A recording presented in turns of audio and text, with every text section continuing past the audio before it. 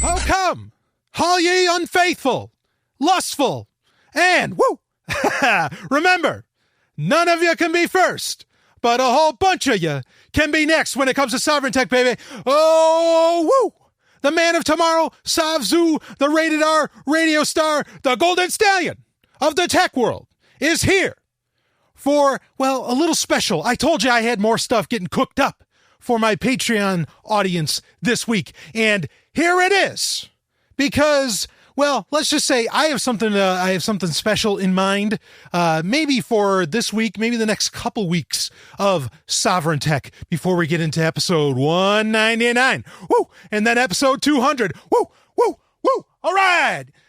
But before all that, comes to fruition, I wanted to get this out there. And since I have the platform with Patreon that doesn't get in the way of the main Sovereign Tech, podcast feed, I do it here.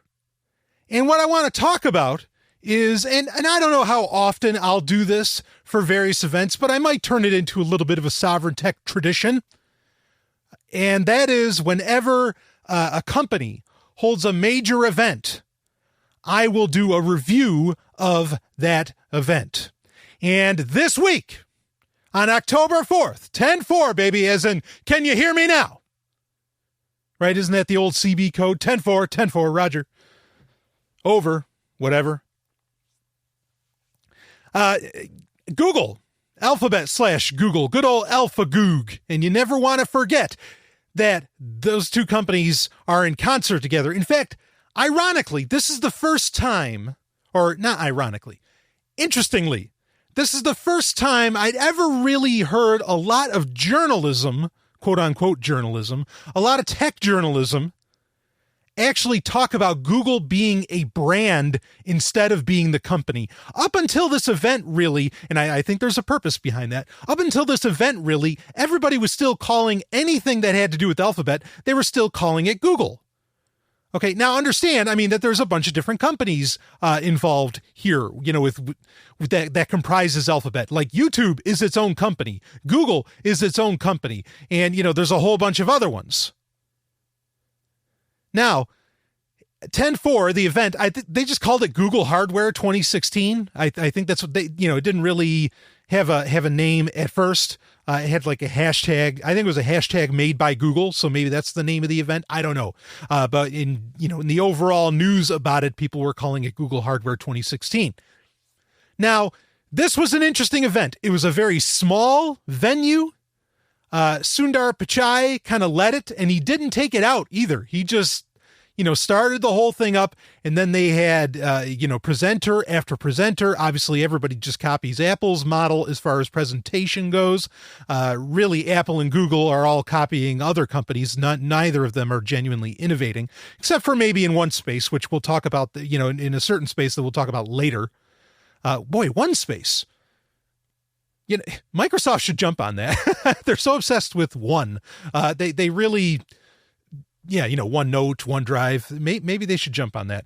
Anyway, I don't know what they do with it. Maybe it'll be something in HoloLens. I probably figured something out. They didn't even, they didn't want anybody knowing. But anyway, we're here to talk about Google, not really Microsoft, at least not directly.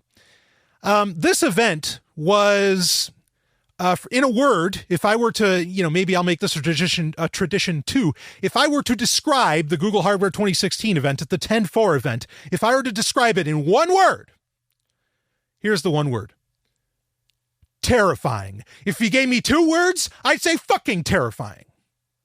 And I want to break down why. But you know what? What's another part that's really interesting about all of this is that this time around, after this event happened, I wasn't the only one who must have been watching it and going, holy shit, does anybody not realize what it's going to take to deliver everything that Google talked about here? They revealed a bunch of different, a bunch of hardware. There's the Pixel. And we don't need to go into like all the tech specs on a lot of that. Not really, not for this little special here. And I'm not sure how long this is going to be, but this is important. It needs to get out there. They announced a bunch of different hardware and all this, but like kind of the white spaces in between everything being said, as it were, to mix metaphors to mix reality and a metaphor. about all of this new hardware, there's some scary fucking shit going on. So, fortunately, like I said, I wasn't the only one that noticed this, and TechCrunch, of all things, of all places. Now, before I get into it, I just want to say that while TechCrunch, I think, revealed a lot of very important information and an incredibly important perspective, the one that I walked away with as well, after seeing the 10.4 event. It's important to recognize, like, why, because this is going to be a very negative story about AlphaGoog here. Okay. Why is TechCrunch taking such a hard tack? Well, let's be clear on this. And there's a little bit of mystery here, but I'm just going to say it. Okay. Verizon is looking to become an entire platform. All right. That's why they've bought out a bunch of news sources. That's why they're, buying out Yahoo. That's why they're buying out a whole bunch of different technologies. Okay. Because they are looking to become their own closed garden. A lot of these major tech companies, that is the goal right now, is to become some kind of a closed garden. Maybe not all of them are doing that, but a lot of them are. Apple's doing that. Obviously, AlphaGoog's doing that. Facebook is, just blatant about it. They're practically their own country. Verizon, I think, is doing it too. You could go down the list. And Amazon's doing it. A lot of companies are getting involved in this. And while what might kind of throw off that theory that that's why they're ripping on Google is because they want to attract, perhaps people away from Google's platform overall, what might throw that off is the fact that, well, Verizon does very well selling Android phones. In fact, they have a lot of Android exclusives with Motorola and all of this. In fact, even, and this is very interesting, interesting, especially that TechCrunch would come out and write such a scathing article against the event, because the only carrier that will offer the new Pixel phones, which both of them, the Pixel and the Pixel XL, got announced at this 10.4 event. Only Verizon's the only carrier that's going to offer those, through the carrier. You can get unlocked ones and use it, on T-Mobile. I don't think you can use it on Sprint or on AT&T. You can use that on all those, but Verizon's the only one that's really going to offer it. Now, that's very interesting, but I think the reason that happened is because Verizon has a history with the Pixel line, and that there might have been some kind of contractual obligation that was pre-existent to Verizon's big plays in becoming a platform, and obviously Google's, entire, not new direction, but more open direction. It's somewhat open, not all the way. We'll talk about that. More open direction that they're taking as a company now. So I still think that this is about Verizon taking potshots at Google to, lead towards this, okay, well, why don't you come on to Verizon? Verizon even has a YouTube competitor. Was it that Go90? They're looking to take on Google head on. And maybe that's why they've had a lot of these exclusive relationships, with Lenovo/Motorola, and all of this, with the Droid phones and everything. Even holding on to the Droid name allows them to get away from Android.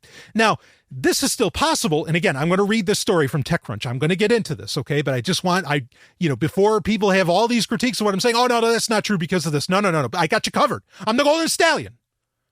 All right. I've thought this out. The Pixel line, as we will discover, okay, as we talk about this more, the new Pixel line of phones is definitely setting itself apart from the rest of the Android ecosystem on planet Earth today. Mainly because there's Google Assistant, which is a part of Allo, which we talked about in recent primary episodes or prime episodes, should I call them that? Prime episodes of Sovereign Tech, where we said, look, this is all bullshit. Edward Snowden said, don't use this fucking thing, blah, blah, blah, how the Assistant isn't really that exciting, blah, blah, blah. But, this 10.4 event really highlighted a lot of what's actually going on with Assistant. But regardless, to get the depth of interconnectivity and use of Assistant, you have to buy a Pixel phone. No other phone's going to have it. Samsung phones aren't going to have it. Motorola phones aren't going to have it. You take your pick. They're not going to have it. This is similar to how when you buy a Windows 10 mobile phone, Cortana, while Cortana is available for iOS and Android, and it's a little bit better off on Android, really, if you want a 100% Cortana integrated experience that works very well with your desktop and all this, you need to buy a Windows 10 mobile phone. Okay, now, Android's does pretty well, with Cortana, but that's really the way that you have to go. So Google is doing a similar play with Assistant, where it only works in their Pixel phones. And of course, there is no more Nexus line, folks, and Google has made that very clear. They have no plan on releasing a Nexus device in the near future. Now, there might be something to that before I get into the story. The lack of the Nexus line. Okay, now a lot of people are pissed off about this for a couple reasons. One of them is that the Pixel phones that we mentioned are selling at a premium, as in between $650 to $1,000. All right, as to where the Nexus line was known for being very inexpensive in the $300 to $500 range, minus the Nexus 6, forget about that one. And you got a very, very nice Android experience, and pretty good hardware for the price. And, you got all those security updates and everything. Well, Google's out of that business of selling hardware that can get out to everybody. Okay, now they're selling phones that are an absolute premium experience, lined right up with iOS. Like there's the camera on them that's supposedly the highest camera score based upon, I don't know, some camera group or something. They gave it an 89 or whatever, blah, blah, blah, blah, blah. I don't give a shit.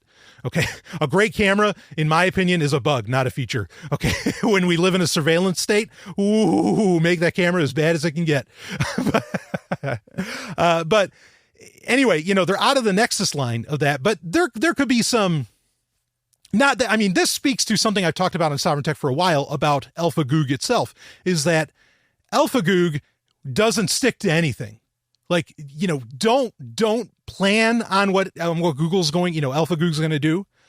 Don't rely on any of their services or anything that they do, because they are going, they are serving themselves. I'm not saying that there's anything unethical about a company doing that. I'm just saying, as a user, as a consumer, as a customer, don't count on them, because they will pull the rug out from underneath you. I mean, I kind of feel bad. I told people to wait. It's like, well, wait and see what the new Nexus phones, or, at the time they're like called Sailfish and all this stuff, wait until that comes out. Right. And then you can, maybe grab one of those, because there's going to be Daydream VR, which we'll get into that later. And that's going to be a very separate conversation from pretty much everything else we talk about in this special. Okay. Wait for that. But now I feel bad, because they didn't come out with Nexus phones. What they came out with, I'm sure, are fine phones, but they didn't come out with something that has, a bang for the buck value. Okay. And that's very disappointing. So the Nexus line is gone. Now, admittedly, all right, before I get into that point about where Nexus is going, because I think that, based upon the word, I think something will come out in the future, but it's not what you're thinking. Or it's not what we're used to as far as something being called Nexus. Now, what you had with, other phone lines that had come and gone inside of a year or two. Remember, there was the Google Play editions of phones. Remember, like Android Silver, a lot of these different things, or Project Ara. All these different, like, either potential phone lines or, line of products, or like the Google Play editions, which were, working with whatever partners to kind of have something come out. That program just ended, and it was a fine program at the time, but, now it's been gone for years now. So don't count on anything, especially hardware-wise, for Google, which is ironic, because their history kind of puts the kibosh on everything that they released, because they released a ton of hardware at this event. One of them missing was it Angelfish? I think it was Angelfish was the name of the watch that was supposedly going to come out. Not present. I was disappointed at that. I'll say that right out of the gate, because this Angel, I think the code name was Angelfish for it. The Angelfish watch was supposed to have all of the capabilities of a smartphone built into it, the GPS, the whole thing. Okay. And it looked like it was going to be a device that could replace, your smartphone, or could be an alternative. And folks, understand, I talk a lot about this, like how I want a smartphone, or I want a smartwatch that can replace my smartphone. I'm waiting for that technology, to come to fore. Understand that, just like with so many other technologies, it's not like it has to be either or. Like, it's not like, well, once the smartwatch comes out, the smartphone's going to die. No, I don't think that's true. They can coexist, and you can kind of choose your platform. Okay, that's how I think things are going to shape up. Largely, there's not just going to be this only one way, to interact, in the mobile world. All right. So, I mean, and I've kind of come to, I've thought about it where, oh yeah, the smartwatch is going to take over, blah, blah, blah. But I don't think smartphones would go anywhere. Okay, that's important to realize. But it was disappointing that wasn't there. But anyway, so what's happening with the Nexus line? Well, you got to understand the word Nexus. And the word Nexus simply means the focal point where everything comes together. So I think what's going to happen, based upon what we're going to cover about what was announced at this event and what was really being said about this event, somewhere down the line, maybe a couple years, maybe longer, a Nexus device will come out, and this Nexus device will be just the centerpiece of your digital life if you exist within Google's ecosystem, if it exists within the Google ecosystem, your digital life. So, I mean, they have a great word there. They have a great brand there, registered, trademarked, the whole thing to take advantage of that makes sense based upon what the word actually means. Okay, because obviously they are moving beyond the idea that the smartphone is the center of your digital life. And I mean, they moved beyond it, I think, largely because, I mean, this is interesting. This whole event, this whole 10.4 event, all the hardware announced could have been in complete response to what Amazon has done. How Amazon, the dark horse just came out of nowhere with the Echo, with the Amazon Echo, and just shocked the world with a completely new platform. And I mean, and I think a lot of companies are just trying to catch up with that, trying to catch up and respond to what that happened. So there might be a pretty big pivot here that Google actually made. And that's why they've rushed out a lot of things, like a lot of what they announced at previous events in the past year have kind of fallen away, like the routers that they were designing, all this different stuff, because they announced a new router at this event, at the 10.4 event. And I think there's a reason behind that. But anyway, before we break down a lot of that stuff, again, much of the technology doesn't necessarily, or much of the more technical specifications don't exactly matter. What matters the most out of this event, I think, was what was said, particularly by Sundar Pichai. And there's some other commentary I want to make on it. And like I said, really, Daydream VR, the new VR platform that's supposed to make a premium mobile experience with virtual reality, that will be a separate conversation that we'll have later on. Okay, but understand that I think that technology in many ways stands in contrast and stands apart, I should say, not in contrast, but stands apart from everything else that I'm going to talk about really right now. And I'll explain more of that in just a second. But now, let's get into this. And again, I was shocked. This was by Natasha Lomas, which, Natasha, nice work. And I mean this. Like, it is so rare. One of the reasons, I always say this, the reason I do Sovereign Tech, one of the reasons now, or it's the first reason, but, other reasons have cropped up over time. But, the main reason that I started doing Sovereign Tech, 4 years ago was because my opinions, my thoughts were not represented. My perspective on a lot of different tech news and tech announcements and all this was not being represented in any platform, mainstream or otherwise. Okay. And so I said, all right, if journalism's going to fail me, I'm going to fucking get behind the microphone and I'm going to tell it how it is. And that's what I do. Now, what's amazing is that TechCrunch here, and again, we already talked about the reasons perhaps why. Okay. TechCrunch here did some genuine journalism. Like, this is the real shit. This is exactly what, after any event, exactly what all of these tech news sources should be reporting. This is how they should be reporting. And I think you'll understand what I'm saying here. But good on you, Natasha Lomas. You're my hero right now. I mean that. Or my heroine. And the article is titled, "Not Okay, Google." And this is from October 5th. I'm recording this on October 7th, 2016. So it's just a couple days fresh. This is great. Let's read it. At its hardware launch event in San Francisco yesterday, Alphabet showed the sweeping breadth of its ambition to own consumers' personal data as computing continues to accelerate away from static desktops and screens, coalescing into a cloud of connected devices with the potential to generate far more data and data of a far more intimate nature than ever before.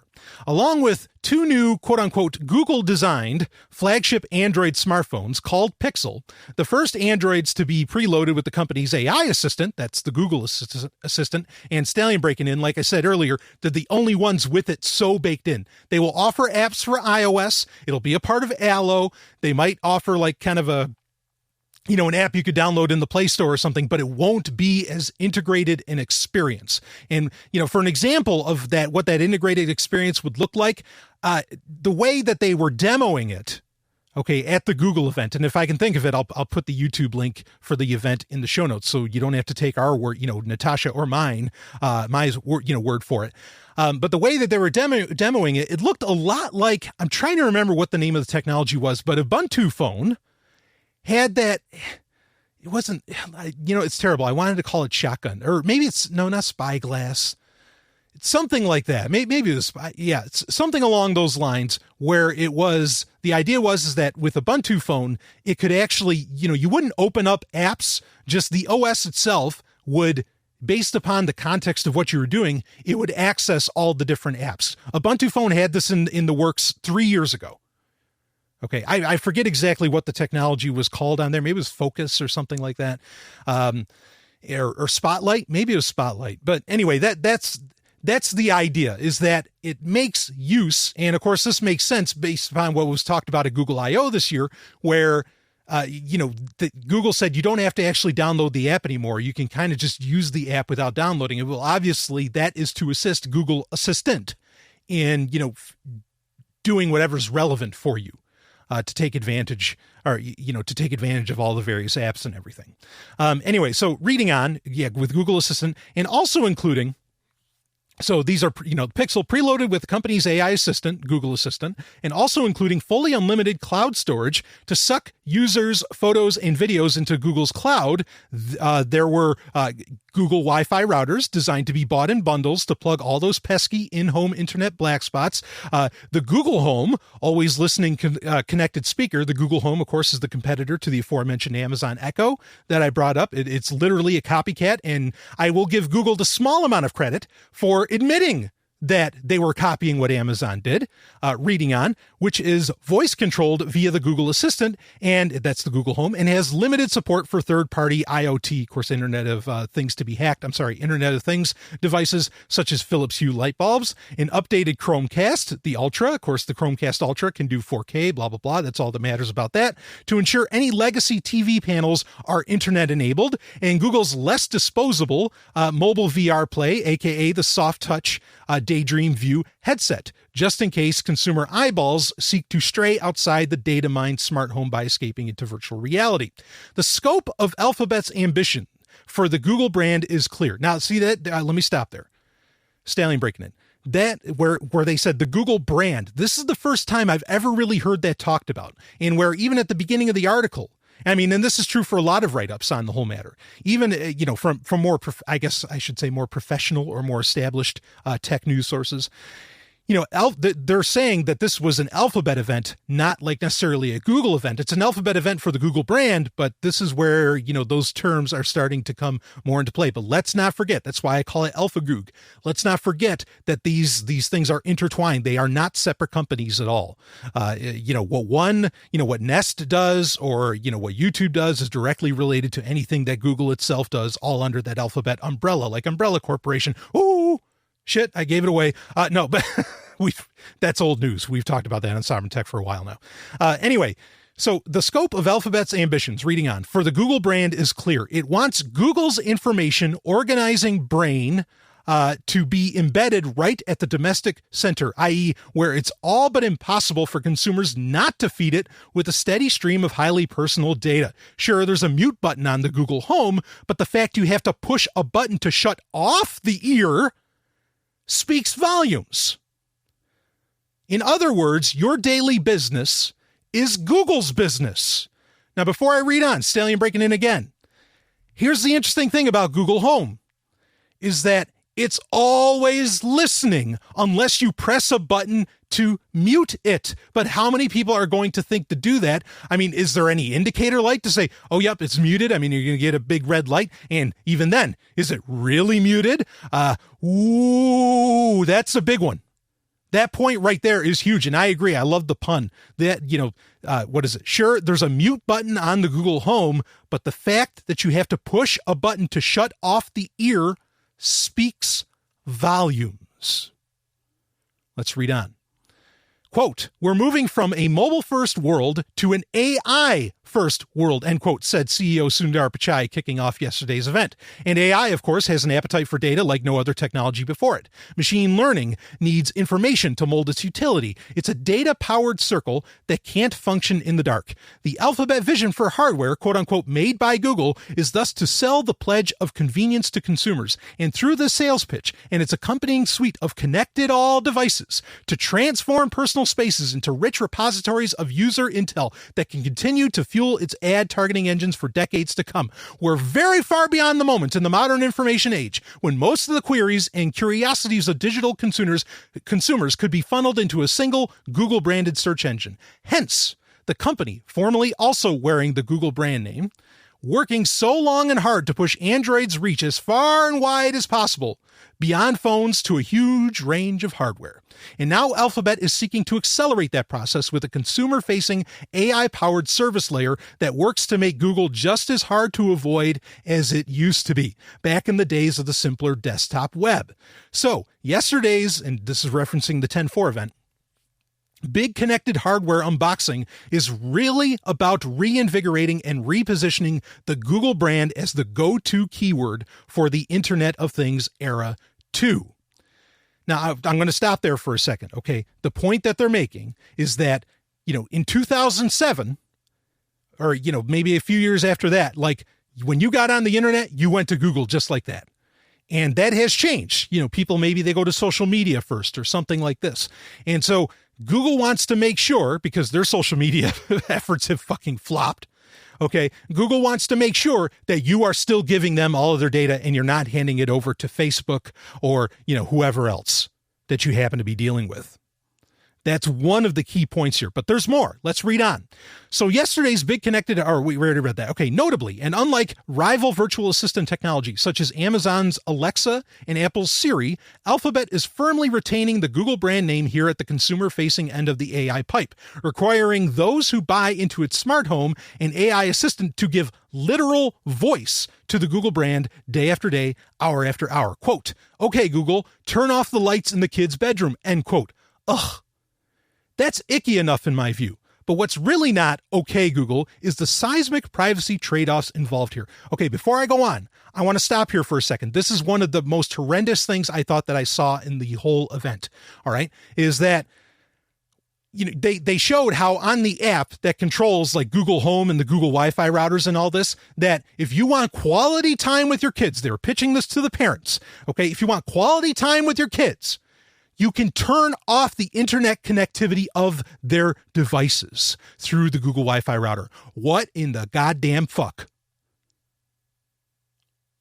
And when does that ability get turned off? Will kids figure out a way to work around that? Oh, I'm sure of it.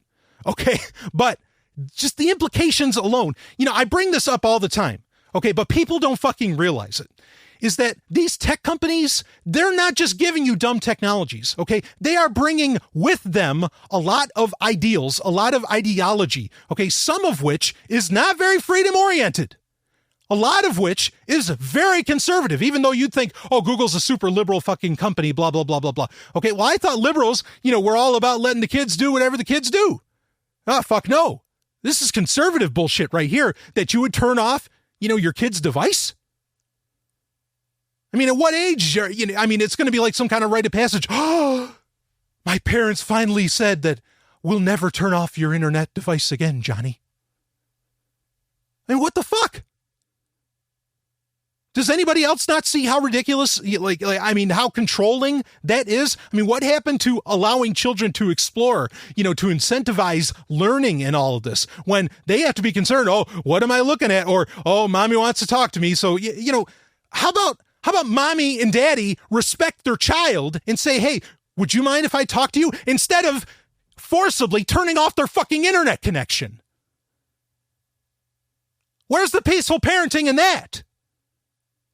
Where's the advanced parenting in just like being able to, oh, well, I can just turn off my daughter's shit. Crazy. And the fact that you can control whatever's going on. I mean, the kid won't go to bed, or, you're out having a night on the town. You're wondering about what the kids are doing. Oh, well, maybe they're up watching TV. Well, we'll fix that. Okay, Google, at home, turn off the television. Make sure Deborah or whoever, isn't watching anything. Whoa. That would have killed my childhood. I don't know about you. The spice of life was when the parents were away, and I could watch Kiss versus the Phantom of the Park or other things. What the fuck? Reading on. So that was really, I thought that little aspect, and they just mentioned it like it's nothing, like, oh yeah, this is a great feature you'll love. I thought that was fucking disturbing. Okay. And it highlights, okay, so if the parent can just cut that shit off through an app, how about, all of the, everybody else higher on the hierarchy in our conventional world? Could they just turn off your shit willy-nilly? Yep. If you can do it to your kids, the fucking NSA or Google or whatever corporatist bullshit could do it to you. You just lost control if you buy into Google's ecosystem. It's not to say there aren't open alternatives. Anyway, let's read on. That's icky enough in my view. I agree. But what's really not okay, Google, is the seismic privacy trade-offs involved here and the way in which Alphabet works to skate over the surface of these concerns. Quote, "We want to help you get things done in your world," end quote, was Pichai's pitch for the Google-branded smart home and Google's AI generally. Quote, "We are excited about building a personal Google for everyone, everywhere," end quote, was another of his marketing sound bites, putting a few threads on this sharp-elbowed rush for AI. Yes, he literally said that. In fact, he even tweeted it. What he does not say is far more interesting, i.e. in that in order to offer its promise of quote-unquote custom convenience with predictions about restaurants you might like to eat at, say, or suggestions for how bad the traffic might be on your commute to work, it is continuously harvesting and data mining your personal information preferences, predilections, peccadillos, or prejudices, and so on and on and on. AI never stops sucking, or never stops needing data. Of course, maybe never stops sucking. That might be more accurate. Reading on. Not where fickle humans are concerned. So the actual price, this is huge. So the actual price for building a, quote, personal Google for everyone, everywhere, end quote, would in fact be zero privacy for everyone, everywhere. Doesn't sound quite so okay, Google, now does it? One colleague tells how he colleague of the writer, tells how he previously switched off the antecedent to Google Assistant, Google Now, that, back when it was just Google Now, which is now pretty much gone, after it started telling him about the traffic times to get to a bar he sometimes goes to on Sunday nights, with the complaint that, quote, "I don't want you to know about this," end quote, referencing Google. Reading on, so while we should not be surprised to find zero mention of security and privacy in Pichai's pitch for a quote-unquote personal Google, and he didn't say anything about security and privacy. They didn't mention those words for a second, which stands in contrast to Microsoft and Apple, quite frankly. Reading on, nor should we give Google a pass for failing to be transparent with consumers about the massive trade-off they are making when they pay for its hardware with their privacy and now their cash. This is the funny thing. Like, how many companies, okay, Facebook and a whole bunch where they do pretty much give you everything for free, right? But it's free as in it doesn't cost you any dollars. All right, like you don't have to put anything up front, but you are paying for it with your user data. You are paying for it with your privacy. And here's, just the pure moxie in a negative fashion, okay, of Google saying that, well, we're going to take your privacy and we'll take your money too. And again, they are selling most of these devices at a fucking premium. There's no discount for selling off your user data here whatsoever. Reading on with the story, there's even very little of substance as to what massive, quote-unquote, benefits consumers should expect in exchange for having an increasingly intimate relationship with Google. Quote, it's still early days, but when all of that works together, the Google Assistant allows you to get things done, bringing you the information you need, when you need it, wherever you are, end quote, writes Pichai in a caveated phrase that scores extremely high on the underwhelming vague promises index. He adds that he has, quote-unquote, confidence of being able to, quote, do some amazing things for users over the next 10 years, end quote. Oh, so in other words, trust us with all of your data. This week, the EFF also excoriated Google for how AI is impinging on user privacy, focusing on another of its recent products, the Allo messaging app. That app also bakes in Google Assistant, and because Allo does AI by default, the app does not offer end-to-end encryption by default, only as an optional extra, because, of course, Google's AI can't function when Google's AI can't read your messages. Criticizing the way Allo silos end-to-end encryption within an incognito mode, which the EFF argues risks confusing users and risks sensitive data leaking out, it accuses Google of, quote, training users to use encryption as an occasional measure, end quote, going on to conclude that, quote, a more responsible messaging app would make security and privacy, not machine learning and AI, the default, end quote. Fucking right on! Stallion breaking in! A responsible messaging app would make privacy and security number one. Because that's the very nature of conversations, of feeling safe, talking to somebody about anything else, is that no one's overlooking or no one's bothering to listen in. I mean, how rude is it? Say you're at a bar, like earlier there was some mention of a colleague going to a bar, blah, blah, blah. Say you're at a bar. How do you feel when somebody just fucking walks up and, and gets in on your conversation? Isn't it fucking annoying? Especially if you can tell the person is like 3 sheets to the wind or something, which honestly, I think everybody at the head of Google must be fucking drunk.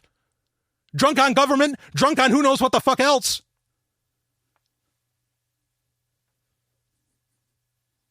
It's annoying. It's rude to do that.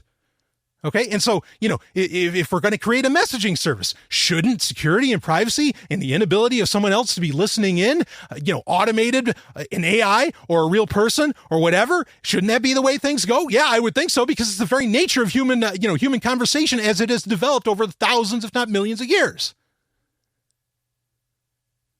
But Google thinks otherwise. Most companies think otherwise. And it's a shame, because they're using, it might not be the best implementation of it, but they're using the Signal protocol to get in touch with this, which, by the way, this week there was, not a scandal at all. In fact, it was a great story that Open Whisper Systems came out and said, we got visited by various alphabet soup organizations and we didn't hand anything over to them because there's nothing to hand over, because we don't keep your data. Because Signal encrypts everything end to end the way it should be. The only thing we had, Moxie said, or OWS, Open Whisper Systems, are the creators of Signal, Moxie, Marlinspike, of course, creator of Signal. The only data we had is when was the last time you were using the service, which, yeah, granted, I know that, that could be used to track perhaps. When was the last time you used it, and when did you start the account? That's the only information they have on anybody. That's fucking doing business right, baby. That's doing it right in a world with governments. The way Google's doing it? Fuck that. So, hey, maybe I wouldn't be surprised if at the FBI or the CIA or NSA or, GCHQ or wherever, they can just say, okay, Google, give us all the user data, okay, talking to the AI, they have their own little version of the Google Assistant. It's the Google Assistant Tyranny Edition, baby. And they can just ask and it'll just send them everything. Why? Because Google's collecting fucking everything. Did you sign up for that? No. Do you think that happens? Of course, legally it can, according to U.S. law. Let's read on. So whether it's Google Home or Google Allo, Google is promising consumers a magical AI-powered experience of unrivaled convenience. But it pays to ask tougher questions. The ad tech giant is trying to control the narrative, just as it controls the product experience. So while Google's CEO talks only about the amazing things coming down the pipe in a world where everyone trusts Google with all of their data, failing entirely to concede the big brother aspect of surveillance-powered AIs, Google's products are similarly disingenuous in that they are designed to nudge users to share more and think less. And that's truly the opposite of responsible. So no. Not okay, Google. I mean, this is, they released, that's the end of the article. Link is in the show notes for that, of course.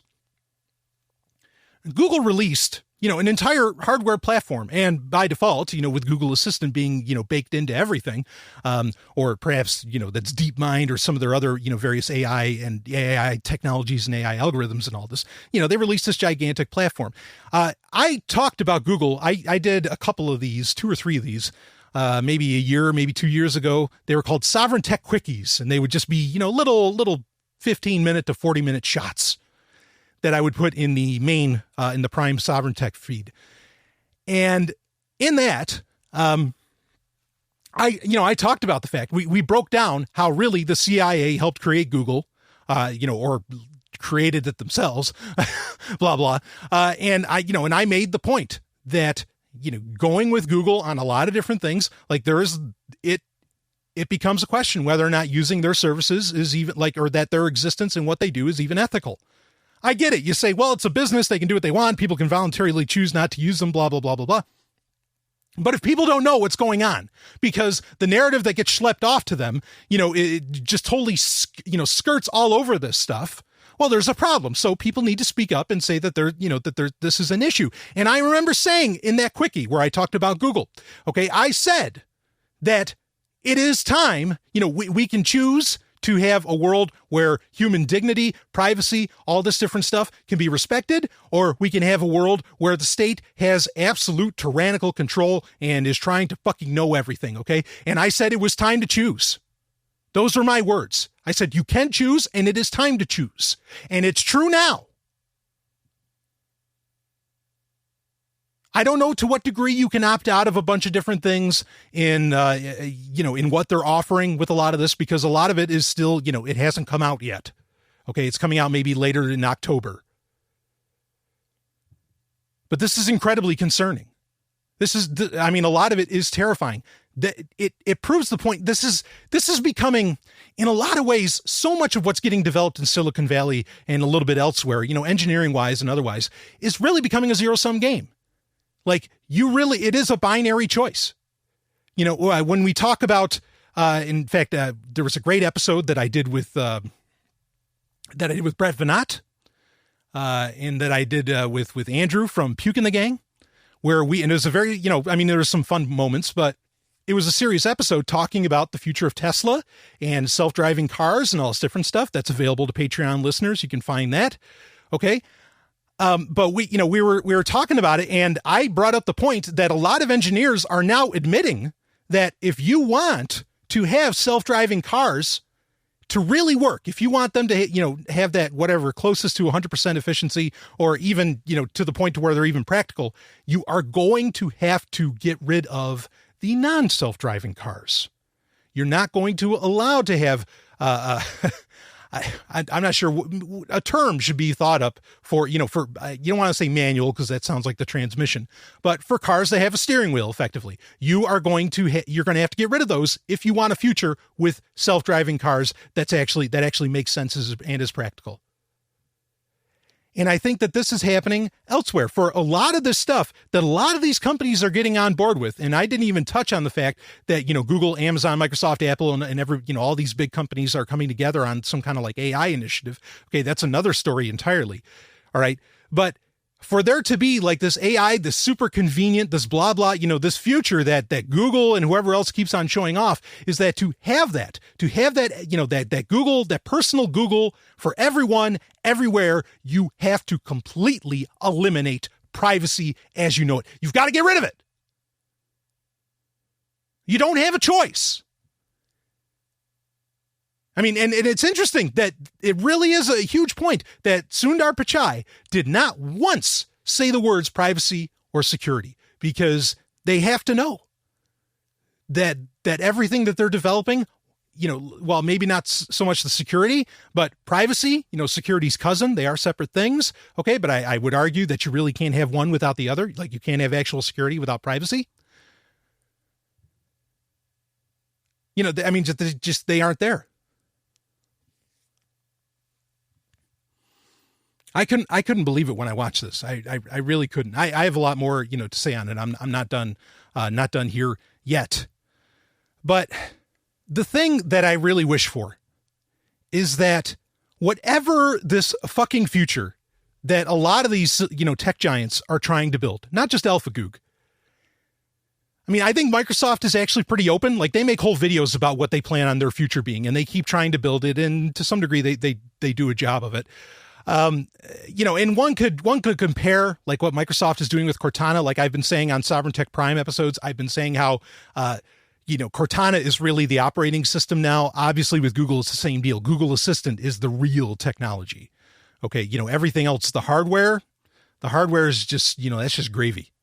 Okay. The hardware is just about getting Google Assistant in more hands and more in more range and listening to fucking everything by default. And there is a tyranny of the default, folks. But I just wish that these companies would say what their plan is. Like, what exactly in doing this? Like, what are these amazing things? Like, well, Sundar Pichai said it. He said in 10 years, we're going to have amazing things. What are they? Let us know. Let me know. That way, I don't have to like flip out and just say, well, shit, this is just corporatism. This is all about control. I mean, maybe that's what it'd end up being about anyway, if they ever did actually say what they have in mind. But fucking tell us. Stop the bullshit. But they don't. That's troubling in and of itself. Is there a requirement that they do that? No, there's no fucking requirement. Okay. But there's also no requirement on my part as a consumer, as an individual, to use their shit. Okay. Or to like it. I can get pissed off about it. I can complain about it. I get sick of this. There's so many people in my fucking social media feeds and wherever else that anytime you complain, if you complain about the headphone jack, if you complain about, whatever you happen to complain about with the company, some fucking fanboy comes up and starts opening his goddamn mouth, and starts saying, it's like, well, there's nothing wrong. I mean, it's not unethical for them to do this. No shit. But also it's not unethical for me to bitch, for me to say, God damn it, this is bullshit. There's nothing unethical about that. There's nothing unethical about me wanting to warn other concerned individuals that, hey, this might trample all over your human liberties like King George wishes he could. Or Queen Hillary. Or King Trump.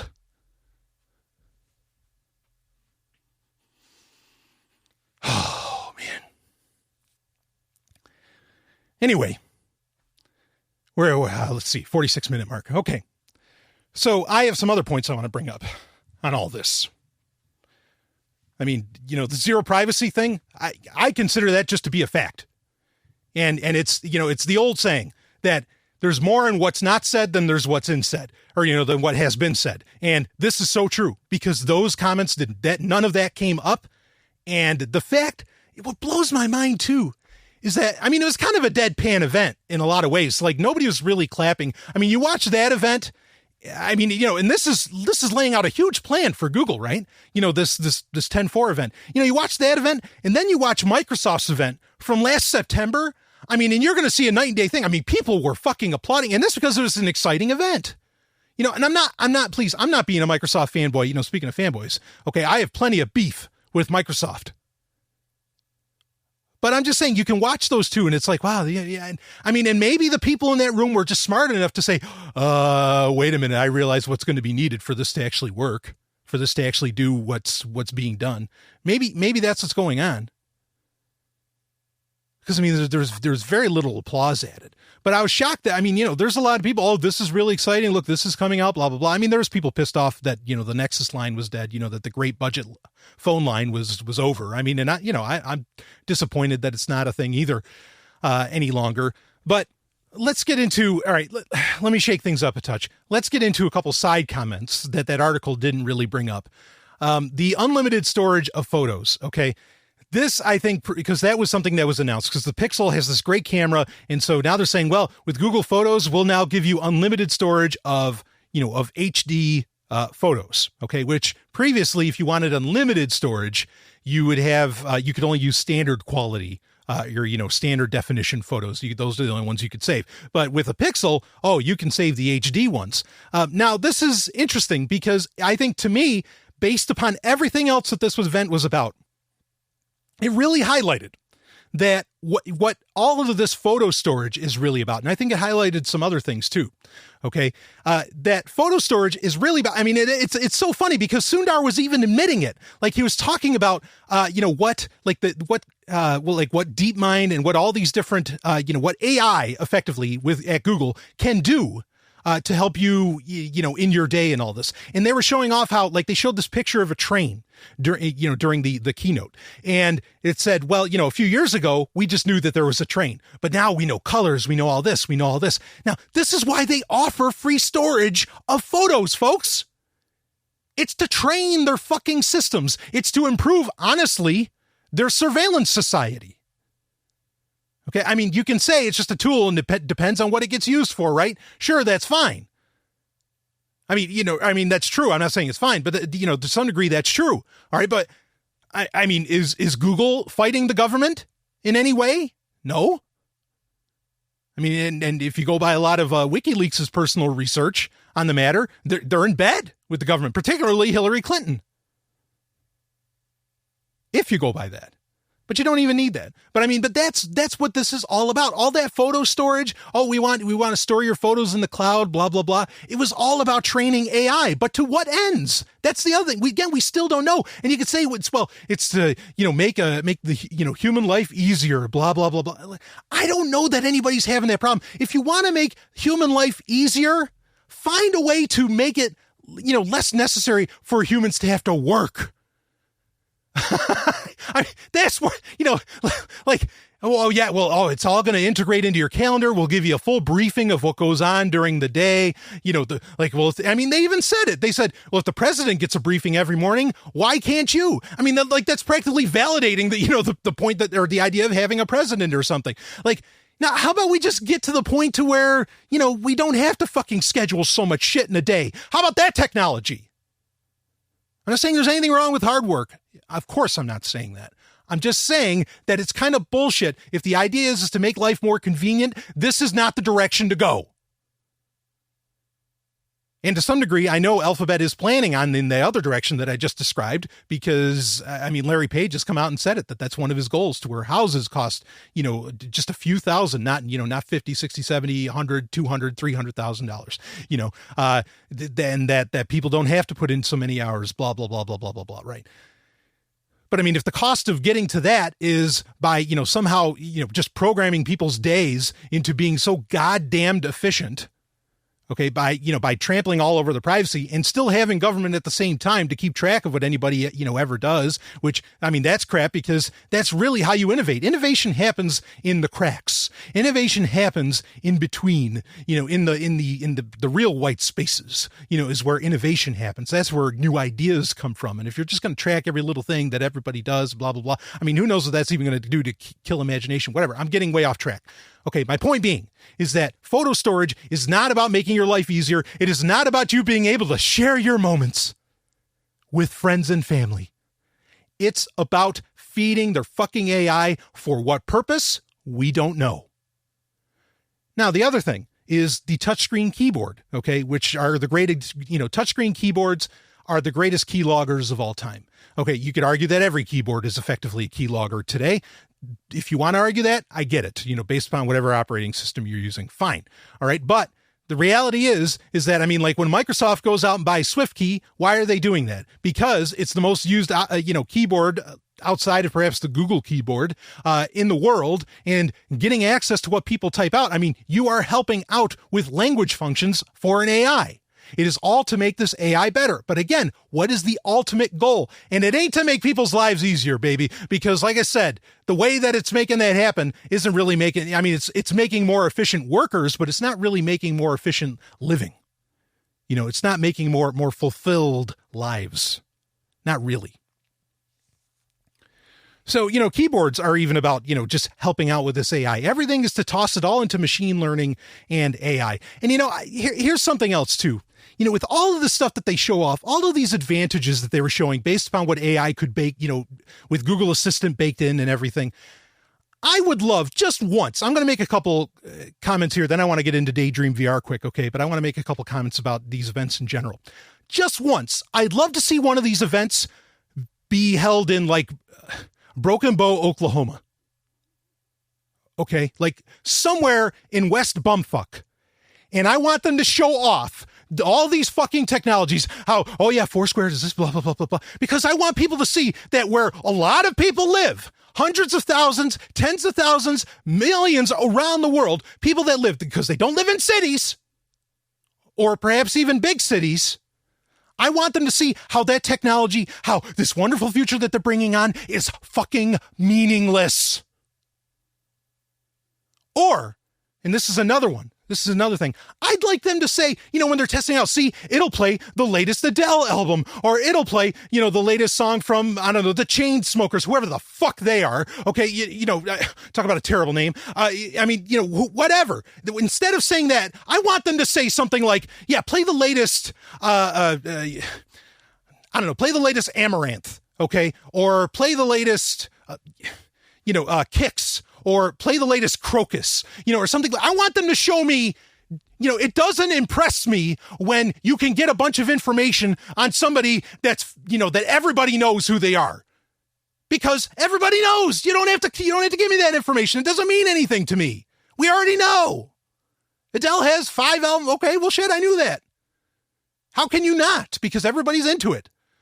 No. Show me the rare information. Show me you compiling stuff, that I would have never found before. Not the stuff that's so readily available. You could find it out by walking through, the line at the grocery store. All of these events like this, including the one, like I said, there was a great presentation, but even like that Microsoft event, last year, all these different things, they're all bullshit, man. Every single one of them's fucking bullshit because they're not showing you, they're not doing anything. Yeah. Oh, wow. Wow. You can do all that in San Francisco? Yeah. Well, step outside that city and let's see how well that technology works. It doesn't work for shit. So you're selling me bullshit right out of the gate.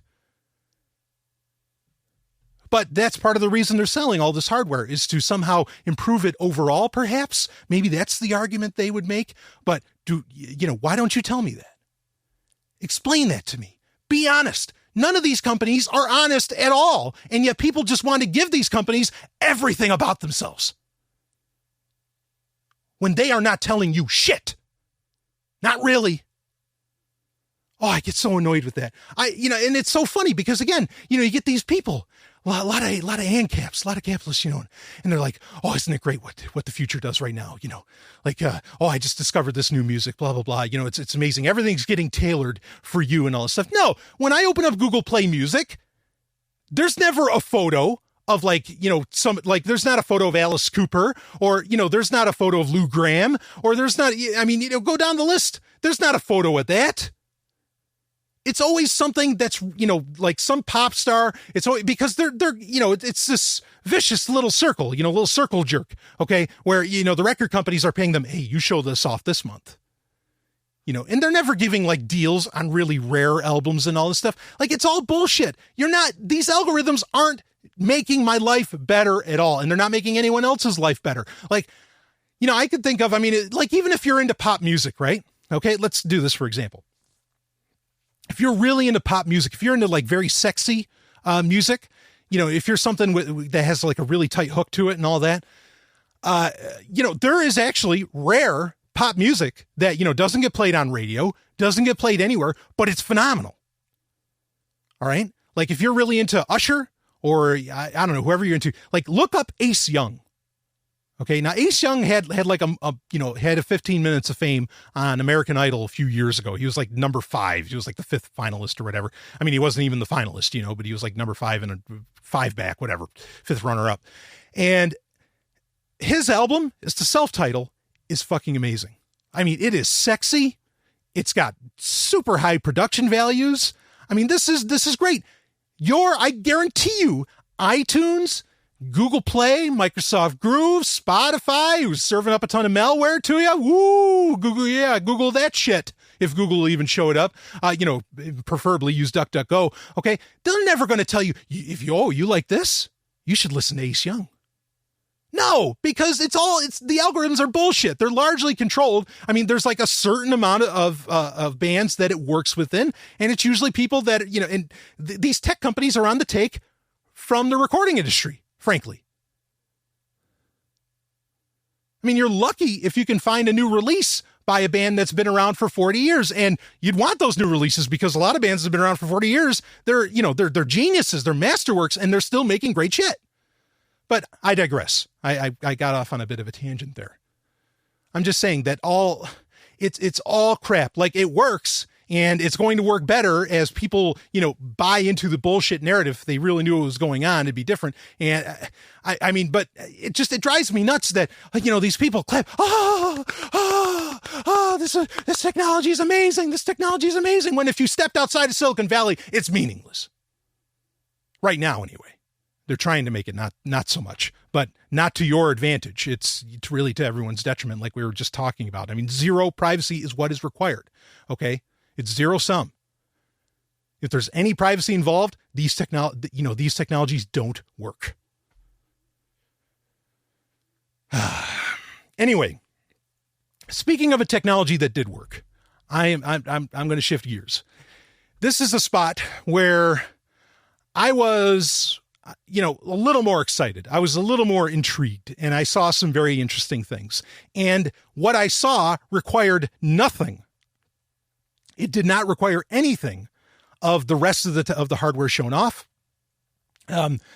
Supposedly it required the Pixel, or maybe they just didn't show the best demos. Okay. But when they covered Daydream VR, and it was a very nice presentation that they showed off, the things were like, they went into a museum, and the museum, like, if with Daydream VR, with the experience that they went through, like, you could look at a fossil, and then you could make that fossil come to life and, have the skin layer come over it and then swim around in the museum and everything. And I mean, it was really cool.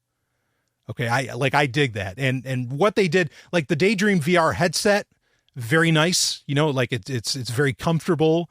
It's actually like a felt. I mean, it looks like a very premium thing. I'll give them, and they cost $79 on its own. Though I think if you pre-order a Pixel headset or a Pixel handset, a Pixel smartphone, you will, you get one for free. The Daydream, everything they did with that, all that looked fine. But honestly, all those experiences that they showed off really, A, don't need to infringe upon privacy. And B, I don't know why they need a Pixel. I don't know why it needs an entirely new, software platform, or why it needs new hardware. I was very confused by that, because I was expecting Daydream VR to take advantage of like Project Tango, which Lenovo's first Tango phone isn't coming out until it might come out the end of this year. It keeps getting delayed. So I'm very confused as to what exactly, what does Daydream VR need? I mean, does it need more RAM? Is that all? Well, there's lots of phones that have 4 gig of RAM now, and that's all that comes in the Pixel phones. So I'm a little confused by that. I think there might be some degree of a marketing trick on that part. If you want, there are other. This was kind of bullshit too, because Google said that the Pixel phones were the first phones to have Daydream VR, which isn't true. The ZTE Axon 7 has Daydream VR. It is the first phone to have it, and it costs half the price of all these fucks, of the Pixel phones. So, I mean, that end of the deal is very confusing, but I appreciate the mobile concentration on virtual reality. What they showed off, I thought looked really cool. Okay. I dug that. I think the headset is very nice, but again, I can look at that technology and say, okay, fine, because it doesn't require all the bullshit that we've been talking about this entire special. So, hopefully this will get opened up. I mean, there's already, and we've covered these on Sovereign Tech Prime episodes where, you have, Intel is coming out with their own headset where, the computer's in the headset and all this. AMD is developing one. I mean, a bunch of different companies are, and I think even Oculus was coming out with, I think they just announced that they are developing a headset that doesn't require a computer. So, the idea of VR becoming a mobile experience is really a thing. It's happening. It's going on, and there's a lot of different companies getting involved in that. And largely, I don't think, other than, licensing deals, meaning like with Harry Potter, which they showed off at the 10.4 event here. Other than that, I don't think there's any way you could really make a specific experience that another headset can't really provide. With Daydream VR, I was kind of expecting that to happen, but it didn't. And there's really no new technology in there unless they neglected to tell us that Tango's inside these things. But I'm sure that, once iFixit or one of these companies gets their hands on it, they're going to be able to tell if there's all those extra sensors or what.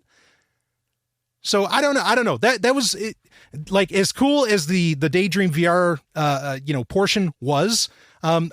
I'm kind of confused on why exactly you need, a new level of smartphone. I mean, like, is it because it's using like the Vulkan processing technology? I don't know. Graphics technology. I'm not sure. And that's Vulkan with a K, by the way. So whatever. Anyway, the Daydream VR thing, like I said, I thought it was great. I thought that looked really slick. I thought the headset looked really cool. I have no beef with that. Because it's just a dumb little technology that you put your smartphone in, and it has a little wand for the controller. Great idea. Of course, who are they copying? They're copying Nintendo. People miss this. I talk about it a lot. The Wiimote was genius. I knew the Wiimote was genius, and I'll tell you how I knew it. Because one thing, as a gamer myself, okay, and this directly correlates to the Daydream VR headset with its little remote controller that acts as a controller. The Wiimote with the Nintendo Wii, I was a huge fan of the Nintendo Wii. Of course, it's still the best selling video game console in history. Okay. People forget about that. Nintendo had a smash success last generation. I mean, it really did. When I was playing the remake of GoldenEye, and it was a great game, by the way. But I was playing that, and one of the things with consoles in general that I've always hated is twin stick first-person shooters. Like, not because they're first-person shooters, but because the controls feel weird. Give me a keyboard and a mouse, and I'll be happy. But Nintendo figured it out. With the Wiimote, you got to use the Wiimote like almost a scope, or, it's a pointing device, just like a mouse acts as. And so they figured it out, how to do, living room gaming, as in on a console without a keyboard and mouse. Okay, how to do living room gaming for first-person shooting. They solved it with the Wiimote, and I said, this controller is pure fucking genius. Now, I've said that about every Nintendo controller, and whether it was able to get shown off at its time or not, usually ends up becoming a reality. I think the camera button is still a great idea. Okay, that was on the GameCube, or on the N64 controller, right? But that's another story. But the Wiimote was genius, and it's coming to fruition now, just how brilliant. And people used to make fun of that controller, but just how brilliant it is, because it is going to take VR by storm. Okay, and especially mobile VR. So, I mean, great work on the headset, Google. I'll give you that one. But that's the only one I'm going to give you. Otherwise, everything else you did here, either A, doesn't make sense, B, is bullshit, C, tramples on human liberties, D, you're not telling us what the end game is here. You don't have to. There's not any kind of requirement, but I am not going to trust you until I know. I'm not going to trust you anyway. but I mean, I'm not going to recommend others to trust you. Okay. I mean, and I don't recommend anybody trust them, because you don't know what the end game is with all this stuff. Obviously there's something really big being developed here. And it was, and I'm not speculating. Sundar Pichai said it. He said, 10 years from now, there's going to be something amazing. What is it? Maybe I would find it so goddamn amazing that I would sell off my privacy. I'd become a privacy whore for you. I mean, I don't think I would, but you get my point.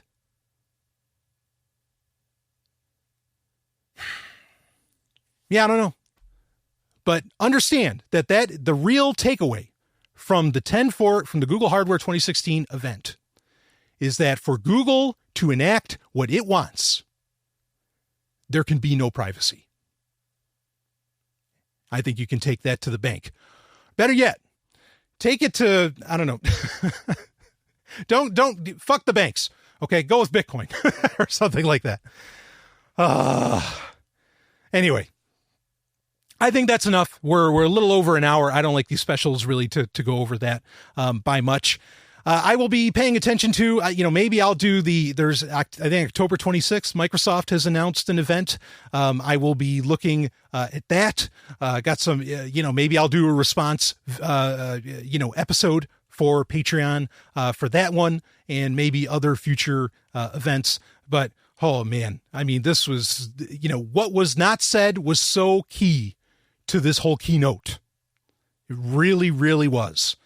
So anyway, enough. I hope you enjoy the content. Thank you so much to everybody for being a Patreon subscriber. It means the world to me. We are just shy. We're at like 175, something like that. We are just shy of the $200 mark, which means we'll be 2/5 to our goal to where I can do two episodes, two Prime episodes of Sovereign Tech every week. 2 main episodes. In the second episode that I would probably release on a Tuesday, I am going to, I'll have interviews, might do some very serious investigative journalism. You're going to afford me a whole lot of ability. And if we can there's another stretch goal with Patreon for if we could do 1,000. Okay, I could do 3 a week. And oh man, if I get to 1,000 a month, believe me, all kinds of wild shit can happen with this show. All right, so we're trying to get there. Thank you to everybody. A lot of people have upped their patronage amount, their donation amount recently. Got some very, very kind letters, emails, and even gifts from some listeners. Thank you so much for those. You know who you are. I love you. And I mean that. But anyway, thank you so much for donating. I hope you enjoy the content. Feel free to send me feedback. Use Patreon's built-in messenger if you wish. Or, of course, there's Twitter. Twitter DMing is a great way to get in touch with me, or Twitter itself, as well as the good old-fashioned email.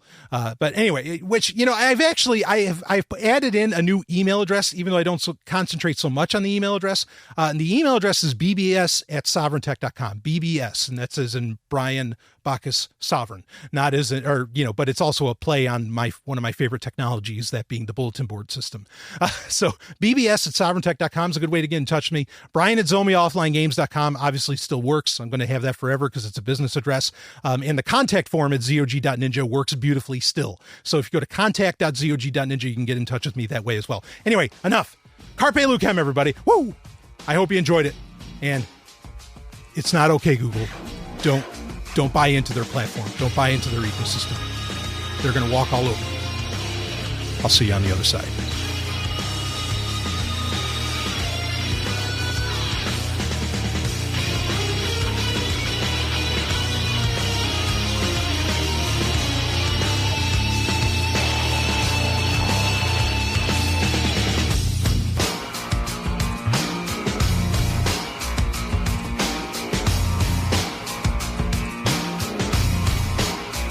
You just experienced Sovereign Tech. Go to sovereigntech.com, that's SOVRYN tech.com, and connect with us there. Find links from today's show and catch our podcast feed. Sovereign Tech is copy heart.